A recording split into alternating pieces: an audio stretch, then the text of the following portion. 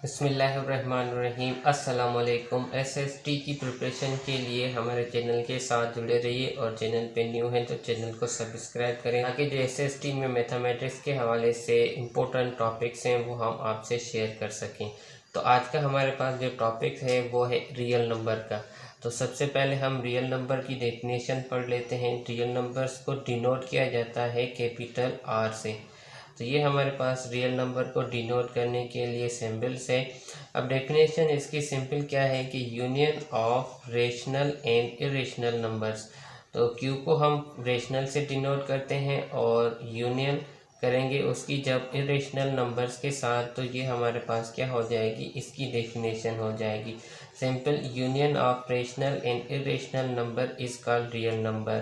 तो rational number क्या होते हैं वो आपको मालूम होना चाहिए। तो रेशनल नंबर्स ऐसे नंबर जिनको हम P/Q की फॉर्म में लिख सकें, और इरेशनल नंबर्स ऐसे नंबर जिनको हम P/Q की फॉर्म में नहीं लिख सकें। अब यहाँ पे कंडीशन दोनों में यही सेम है कि Q इसमें ज़ीरो के बराबर नहीं होना चाहिए। अब सिंपल यहाँ पे हम एक दो क्वेश्चंस आपसे करते हैं कि अगर हमारे पास ये 1/2 है तो ये आपके पास क्या होगा, रेशनल होगा या इरेशनल होगा। तो इसका आंसर हम सिंपल आपको बता देते हैं कि ये हमारे पास क्या है, रेशनल नंबर है। इसको हम किस तरीके से पहचानेंगे, तो उसके लिए हमें टर्मिनेटिंग और नॉन टर्मिनेटिंग का जो कॉन्सेप्ट है उसको याद रखना चाहिए।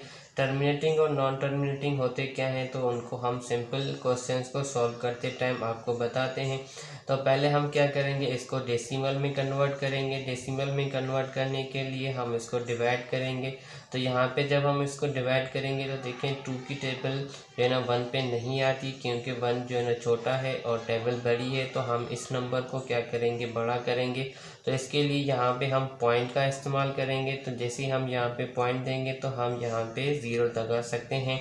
अब 2 की टेबल 10 पे पढ़ें तो 5 टाइम, तो यहाँ पे हमारे पास ये जो रिमाइंडर है वो 0 आ जाएगा, और इसका जो आंसर है वो देखें तो यहाँ पे 0.5 जो कि रिमाइंडर 0 आ गया। इसका मतलब ये हमारे पास क्या है, रेशनल है। अगेन हम एक और एग्जांपल ले लेते हैं 1/4।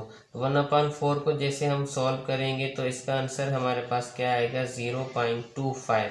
इस तरीके से सिंपल हम इसको सॉल्व करेंगे तो हमारे पास 1 बाय 1 इसका जो आंसर आता जाएगा उसको हम सॉल्व करेंगे तो लास्ट में हमारे पास इसका जो आंसर आएगा वो क्या आएगा, 0 आएगा। तो इस तरीके से ये हमारे पास जो नंबर है वो यहाँ पे क्या हो जाता है, रेशनल, क्योंकि इसका जो रिमाइंडर है वो 0 आ गया। जब रिमाइंडर डेसिमल में कन्वर्ट करने से 0 आ जाए तो वो सारे नंबर्स हमारे पास क्या होते हैं, टर्मिनेटिंग होते हैं। तो इस बात को याद रखेंगे, जो भी सारे टर्मिनेटिंग नंबर्स होंगे वो हमारे पास क्या होंगे, रेशनल नंबर्स होंगे।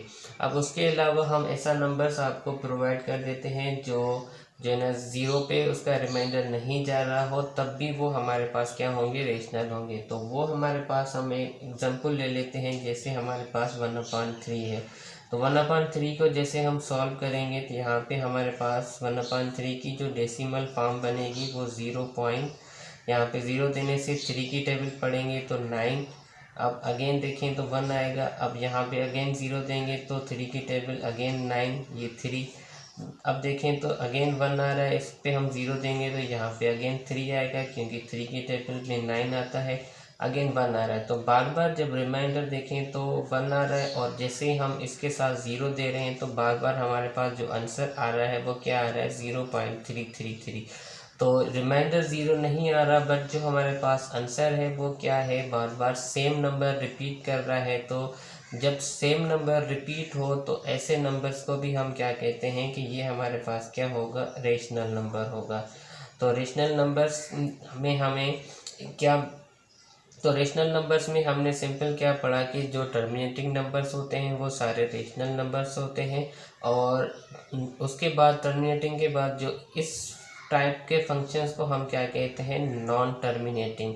अब नॉन टर्मिनेटिंग में दो टाइप होते हैं, एक होता है रिक्योरिंग, रिक्योरिंग मतलब रिपीटिंग, और दूसरा होता है इररिक्योरिंग, इररिक्योरिंग मतलब नॉट रिपीटिंग। तो तो ये फंक्शन देखें तो हमारे पास रिक्यूरिंग हो रहा है, तो जब फंक्शन रिक्यूरिंग हो तो वो हमारे पास क्या होगा, रेशनल होगा।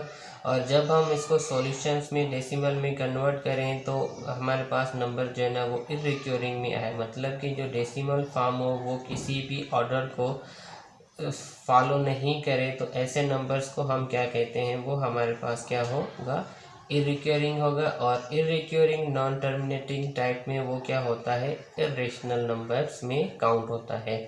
तो इर्रेशनल नंबर्स हमारे पास सिंपल क्या होता है, नॉन टर्मिनेटिंग में इर्रिक्यूरिंग फॉर्म, और दूसरा इर्रेशनल नंबर्स हमारे पास क्या होता है, नॉन परफेक्ट स्क्वायर।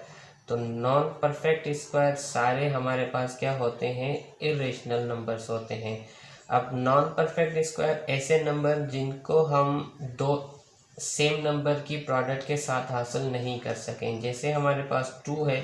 अब 2 हम सिंपल ऐसे दो नंबर्स मल्टीप्लाई करके हासिल नहीं कर सकते हैं, जैसे हमारे पास 3 है, 3 भी हम हासिल नहीं कर सकते, 5 है, 6 है। 6 हम जैसे देखें तो 2 को हम 2 से मल्टीप्लाई करेंगे तो 4 मिलेगा। इस तरीके से जो नंबर बनते हैं उनको हम परफेक्ट स्क्वायर कहते हैं। और इनके अलावा जो हमारे पास नंबर बनते हैं वो सारे क्या होते हैं, नॉन परफेक्ट स्क्वायर होते हैं। तो 2 को 2 से मल्टीप्लाई करने से 4, 3 को 3 से मल्टीप्लाई करने से 9, 4 को 4 से मल्टीप्लाई करने से 16। तो इस तरीके की जो सीरीज़ होगी वो परफेक्ट स्क्वायर की होगी। और उनके अलावा जो बाकी नंबर्स होंगे वो नॉन परफेक्ट स्क्वायर होंगे। अब नॉन परफेक्ट स्क्वायर जो है ना हमारे पास वो रेशनल नंबर के टाइप हैं, और परफेक्ट स्क्वायर जो है ना वो हमारे पास सारे रेशनल नंबर के टाइप्स हैं।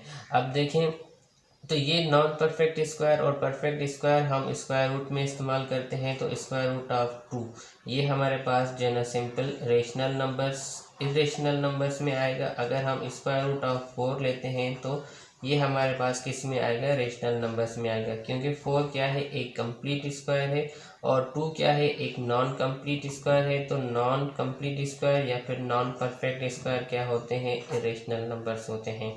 अब हम एक आपको सिंपल आइडिया दे देते हैं जो कि आप याद रखें कि अगर हमारे पास एक फ्रैक्शन मिली भी है, उस फ्रैक्शन में एक भी नंबर इरेशनल का है, तो वो हमारे पास जो पूरा नंबर होगा वो क्या हो जाएगा, इरेशनल हो जाएगा।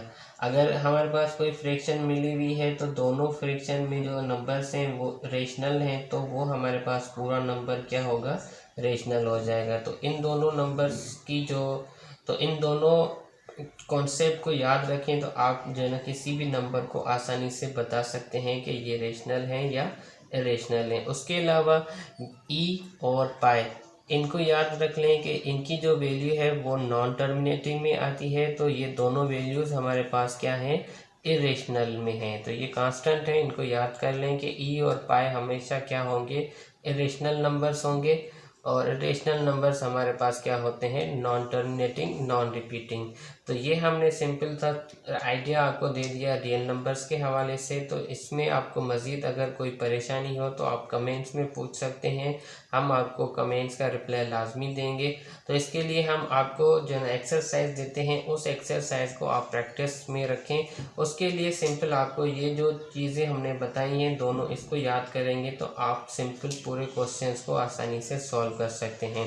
तो यहाँ पे हमारे पास क्लास 9th की एक्सरसाइज 1.1 का जो क्वेश्चन नंबर 1 है, 1 के जितने भी पार्ट्स हैं इन 12 पार्ट्स को आप सिंपली जो है ना सॉल्व करें, और इसके आंसर जो है ना वो आप अपनी हैंड राइटिंग में अपने पास रखें, और इसके जो आंसर्स हैं देखें कि जो हमने आपको समझाया है उसके हिसाब से आपको कितने आसान लगेंगे।